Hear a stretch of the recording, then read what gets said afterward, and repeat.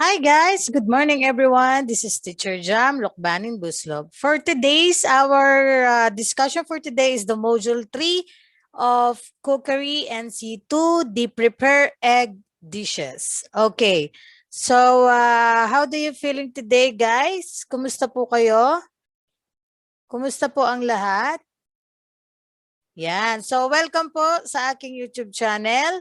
So this is Teacher Jam Lokbanin Buslog. Para po sa mga hindi pa nakakapag-subscribe, please do not forget to subscribe po and please click the bell button para po makareceive kayo ng mga notification for my next videos. Okay, so ngayon po, let us now go to our discussions for the Module 3, the Prepare Egg Dishes. Okay, so what I need to know. So, ibig pong sabihin, dito sa ating module na ito, this was designed and written with you in mind. It is here to help you to master the nature of preparation of egg dishes, present egg dishes, and the scope of this module is to be used in many different learning situations.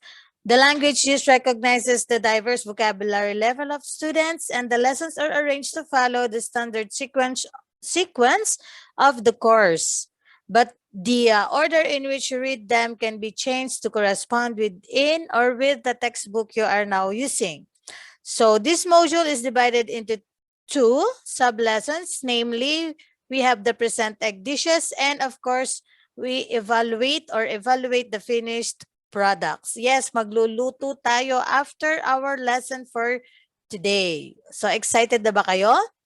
Yes, tama. Mabuti naman excited na kayo. But bago tayo magluto, pag-aralan muna natin ang ating mga dapat malaman sa pagluluto ng egg dishes. Okay, after going through this e-module, you are expected to select suitable plates according to standards. Present egg dishes hygienically and attractively using suitable garnishing and side dishes sequentially within the required time frame and follow standard procedures in presenting egg dishes. So ano ba yung mga kailangan nating malaman dito? So bago iyon, so gusto ko muna kayong bigyan ng isang pre-test. So these are the direction. Read each statement carefully and write T if the statement is true and letter F if the statement is false. So kindly please write the correct answer on the separate sheet of paper. Kindly please answer the questions 1 to 5. I'll give you a seconds or minute to answer that.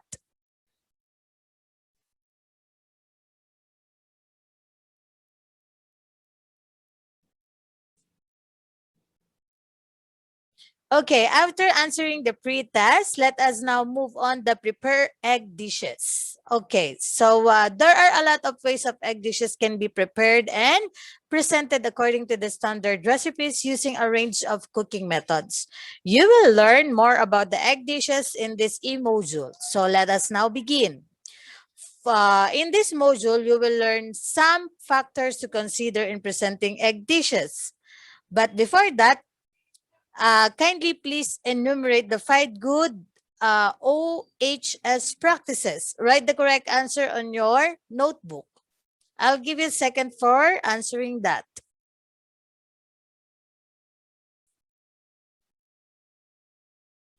Okay, after answering the good OSH practices, let us now move on to our discussion. Part of serving food is presentation. It should appeal to your mouth, nose, and eyes. You don't have to be a trained chef to learn the basic platings, which is the art of presenting food in any attractive way.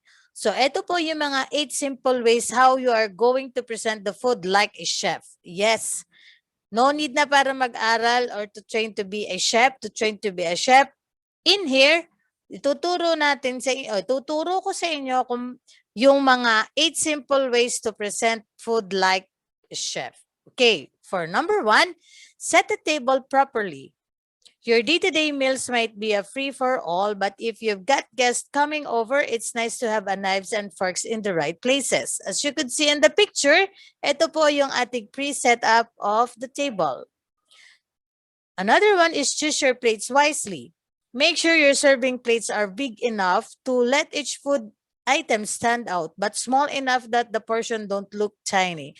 So kung makikita nyo sa picture, so kapag tayo po ay maghahain or magpe-present ng food or magpe-platings tayo ng food, kailangan po ay big enough yung ating plate para po kakasya yung ating mga food item. Another one is read the clock. A foolproof way is to arrange the food on a plate is to place the carbohydrate. So these are the rice, the pasta, the bread, etc. So ito po yung mga may carbs. Okay. At the 11 o'clock naman, dapat po dito naka-place ang mga carbs. Pag 2 o'clock naman po, dapat ay vegetables ang naka-place sa 2 o'clock. At kapag 6 o'clock naman po, doon naka-place ang protein. From the diner's point of view, so this will help you to portion correctly of your meal. Kung matatandaan nyo po, the vegetable should cover about only a half of the plate. Ayan. And then yung starch naman po is 1/4 and then the protein is 1/4 din. Kung makikita nyo po sa picture, ayan po, makikita nyo yung main dish natin ay it's about 1/4 po ang sukat. Dun sa 6 o'clock. Pagdating po ng 9 o'clock, it's starch. At pagdating ng 3 o'clock, yan, andyan na po yung ating vegetables. So, klaro. Just like with the centerpiece, it's good to have a little bit of height.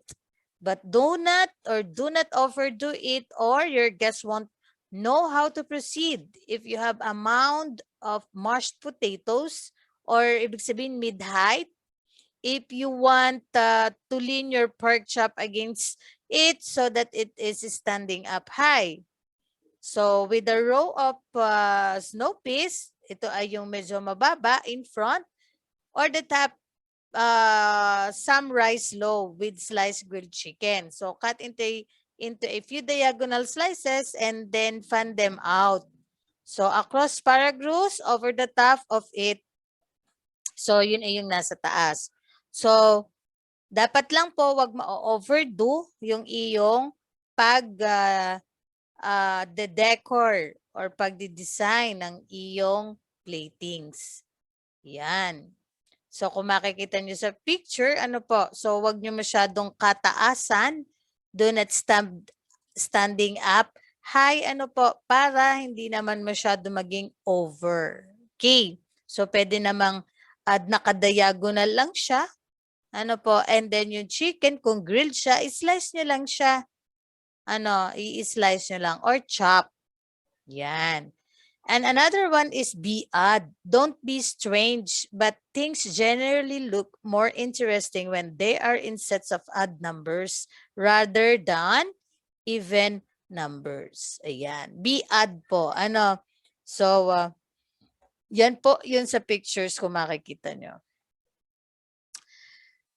Number 6, play with colors and textures. Even if you're just serving tomato soup and grilled cheese sandwiches, a green paper napkin can make this simple meal look really special. So yan. Dapat po yung texture and color ay magja-jibe sila. So yan. Para po eye-appealing. Number 7, play with height. So, ibig sabihin ng play with height, pwede natin pong tansyahin yung height. Huwag naman masyadong sobrang taas. So, dapat sakto lang. Kung if you are trying to have or to present or cook a chicken stir fry with broccoli, so that is very interesting because of the high mound of rice. High mound. So, mataas. So, yan. Number 8 is garnish appropriately. Do not or don't lose sight of the recipe you made in the first place. Any garnish on the plate should be edible and should enhance the flavor of the main dishes. Let's say example, you grilled salmon. Ano? So, this must be served with a lemon wedge. So, yung kinat nyo lang siya, wedge, yung kinat nyo lang siya, tapos ikagayatin ulit sa gitna. And then, mag-garnish kayo ng fruit o kaya ay fried egg. Yan. Para po nagmi-mix or nagja-jive yung color, texture niya. So, mas eye-appealing tsaka maganda siya sa... So, let us now move to the different techniques in presenting egg dishes attractively. So, as you could see in this picture in our slide, so we have an example like the scrambled egg and bun on the plate with cereal. So, ito po siya. So, kung makikita nyo. And this one is the boiled eggs on the white plate with garnish. Yan, diba? Very simple but attractive. This one is the scrambled egg with herbs. Ayan, scrambled egg with herbs. O, diba? Ang ganda-ganda niya. Very simple yet very elegant.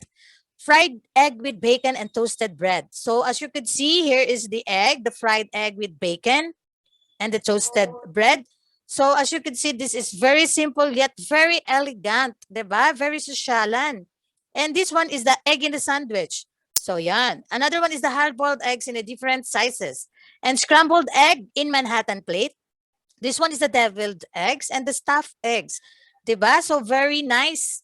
And the other egg dishes that we have is the salad egg. So as you can see here, the poached eggs, the stir-fried eggs, the baked eggs, the stir-fried eggs Easter, the fried egg toppings, the soft-boiled eggs, the shaped poached, and the baked eggs in a potato bowls eggs. So as you can see, ang dami nating makakreate na dishes from egg, diba?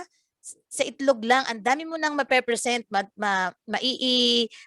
tawag dito, madami ka nang maiisip na dishes for the eggs, diba? Ang dami. So, biruin nyo, sa itlog pa lang, solved ka na, di ba? So, let us now move on to the OHS. Ano ba yung sinasabi natin OHS kanina? Nung kaninang nag-pretest tayo. So, ang ibig sabihin ng OHS is the Occupational Health and Safety. The Occupational Health and Safety is a cross-disciplinary area concerned with protecting the safety, health, and welfare of the people engaged in work or employment.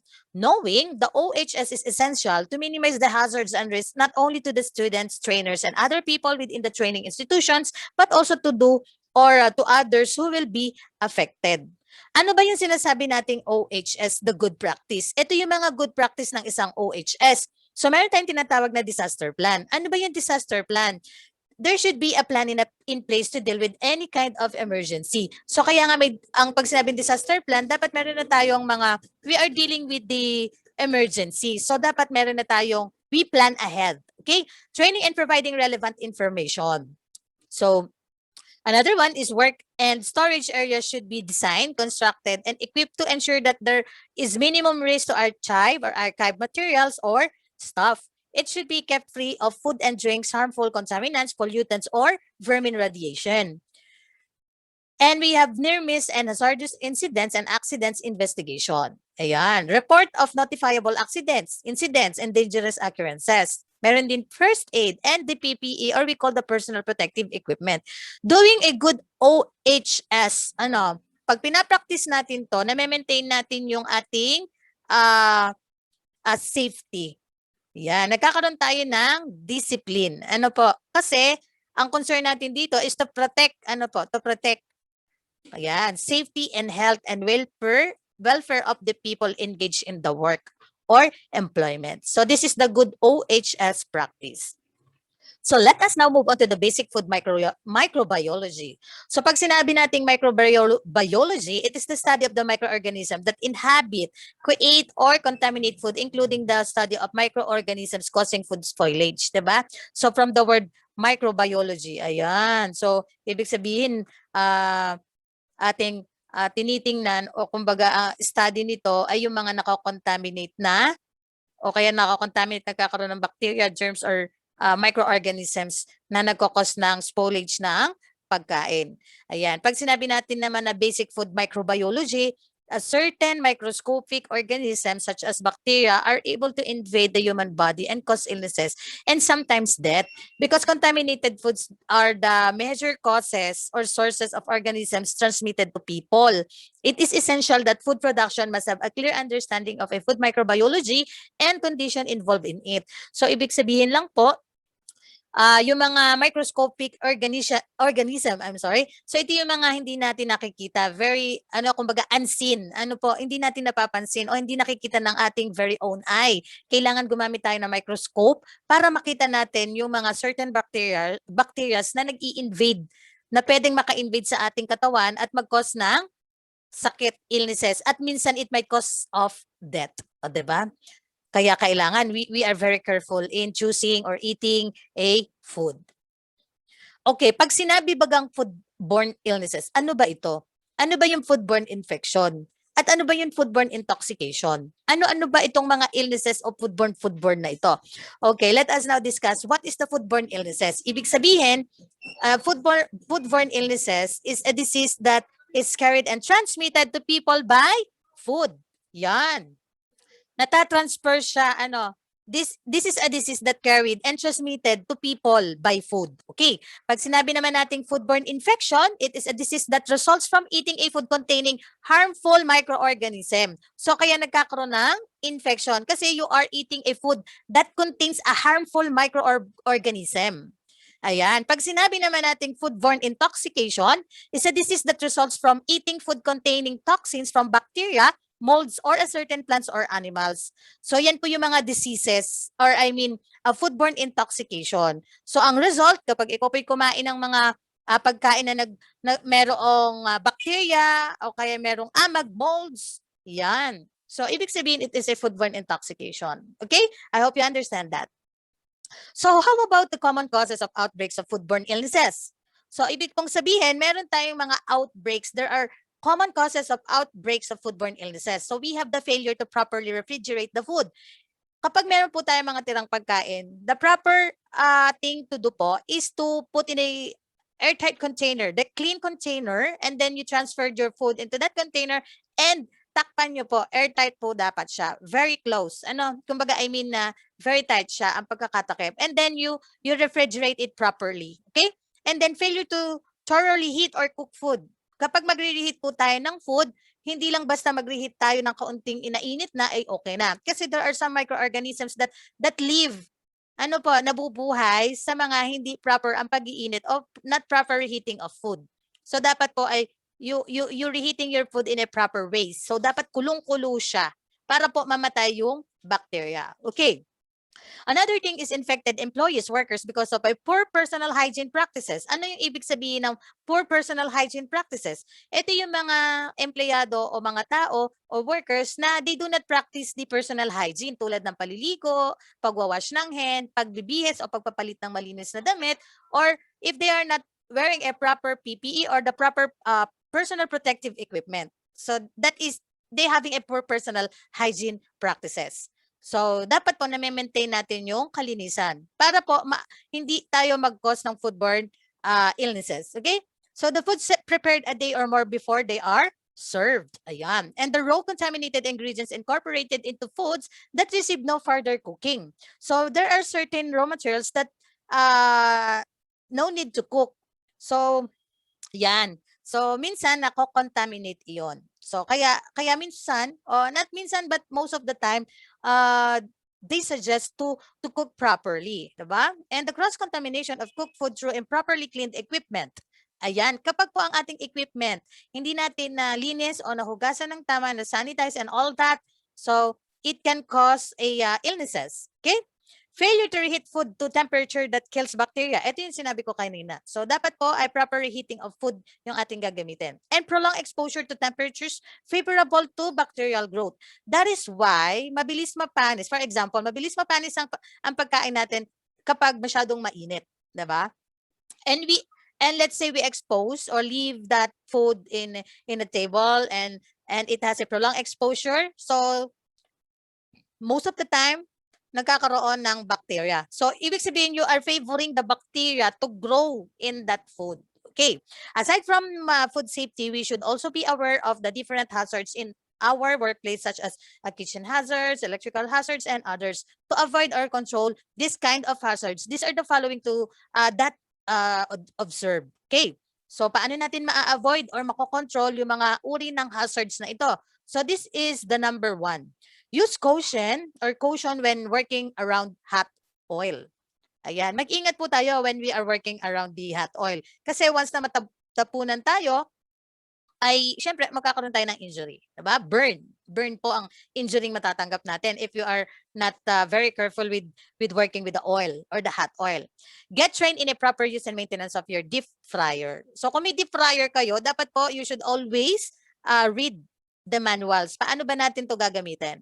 And observe all safety procedures and wear all protective equipment provided for your use while preparing hot items. Ayan, please always observe the safety procedures. And do not forget to wear your PPE. Use gloves, scrapers, and other cleaning tools with handles. So para po ma-prevent natin ang accident and injuries and burns. Use correct grease level and cooking temperatures for your deep fryer. Yan. And keep stove surfaces clean to prevent grease flare-ups. Kasi kapag po may mga certain grease doon po sa iyong mga stove o sa nilulutuan mo at nag-apoy ka o you fire up, there will cause a flare, magkakaroon po ng flare-ups. So, magkakaroon ng apoy. Kasi ang oil po ay, umaapoy din ang oil kapag siya nadikitan ng fire. Avoid reaching over or climbing on the top of fryers and other hot surfaces. Clean vents when oil is cool. So, yan. Wag po tayong, nagka-climb yung on the top of the fryers, yung mga hot surfaces, kasi baka magkaroon tayo ng burns. So, pwede tayo maglinis after na mag-cool down na siya. And keep floor surfaces clean and dry to prevent the slipping or falling into hot surfaces. So, be careful po kasi once po tayo ay halimbawa nag-spill sa floor, nagkaroon ng oil ang floor natin and then baka mag-fall tayo or madulas tayo. So ina-avoid po natin 'yan. And wear slip resistant shoes. So dapat po ang shoes mo ay yung goma na hindi siya madulas. So may mga nabibili naman na proper shoes for yung tulad sa mga nagwo-work sa restaurants or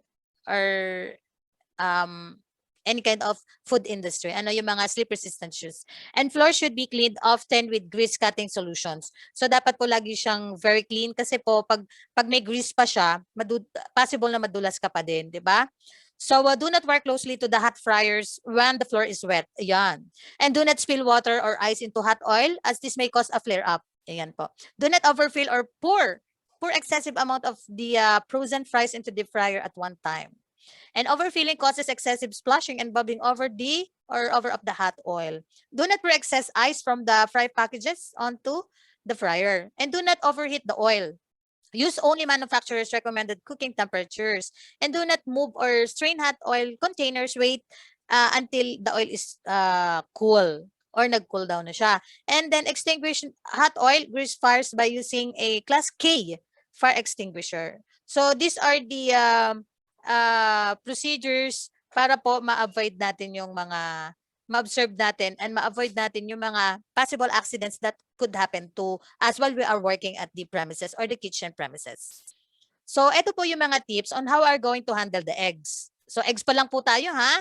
Huwag po tayo pupunta sa iba pang dishes kasi we are just talking about the eggs.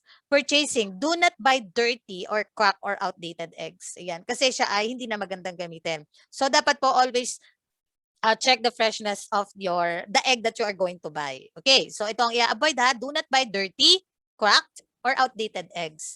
Kumbaga sa pagkain panis na. Malapit nang mapanis, kumbaga. Okay, paano naman natin i-store kapag tayo bumili ng eggs? So, store at the 45 Fahrenheit or below. O pwede naman sa room temperature. Hindi mainit, hindi sobrang lamig, cool lang.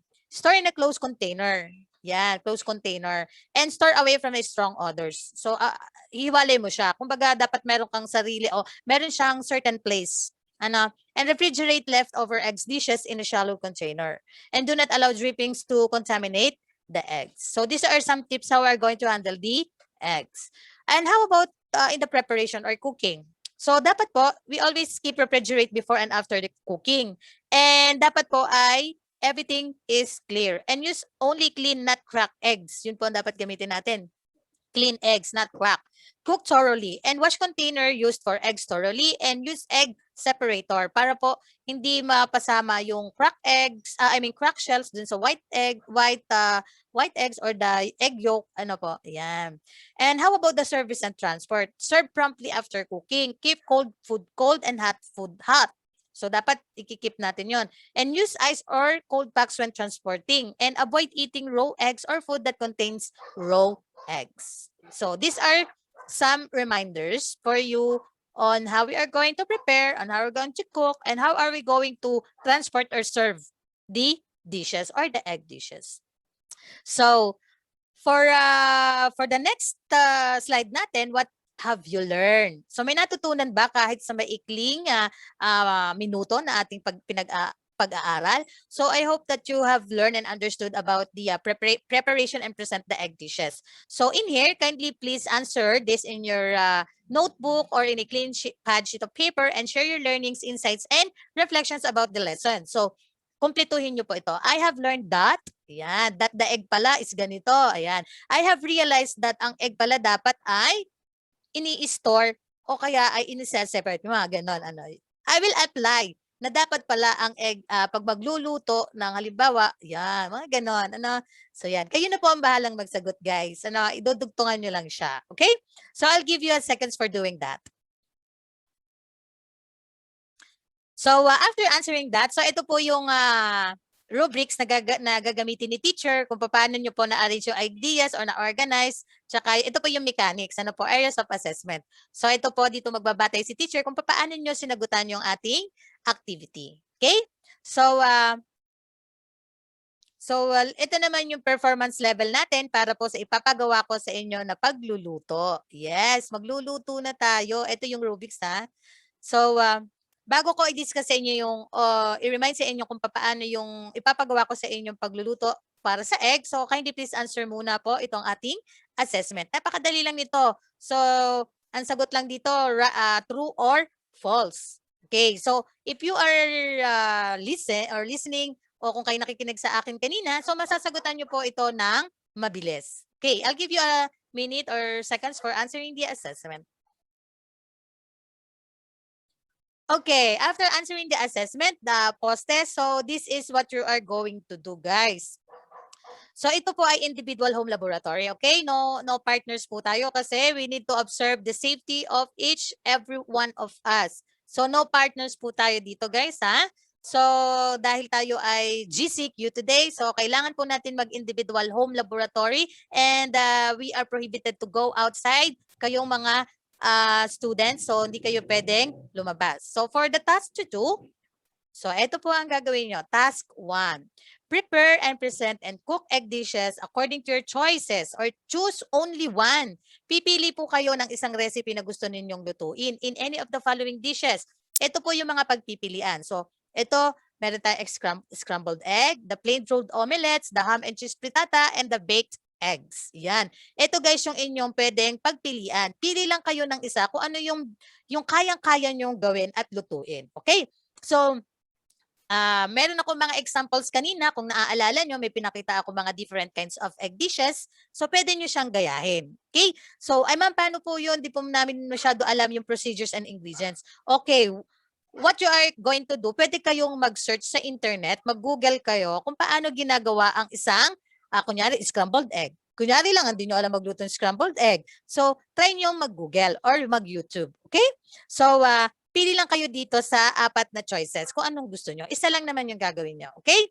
Task 2. Took or take a picture with you of your cooked egg dishes. Kasama ka sa picture, guys, while you are cooking. So, kasama ka habang nagluluto. So, kailangan yung picture is before, during, and after. O kaya ay after nyo mag-picture, edit or collage it. Ano? So mag-download lang kayo ng isang application para ma-collage nyo yung pictures. And then post it to your or our FB page o kaya ay isend nyo sa inyong subject teacher. Okay. So napakadali lang po ng ating task to do. Okay guys, I would like to remind you na yung pong mga pinagawa ko sa inyo kanina, yung mga kailangan nyo sagutan, please do it so. Huwag nyo pong kalimutan sagutan yung ating post-test or assessment at saka po yung pinasagutan natin na valuing kanina na kailangan nyo tapusin or dugtungan. Ano? Dugtungan yung aking iniwan na questions o yung inyong sasagutan. Okay. So, ito po yung mga references na ginamit ko, guys. So, kung wala na po kayong katanungan, guys, ako po yung magpapaalam na and see you for the next video on the next module, the prepare starch cereal dishes. Okay, see you tomorrow, guys. Thank you for watching. Bye!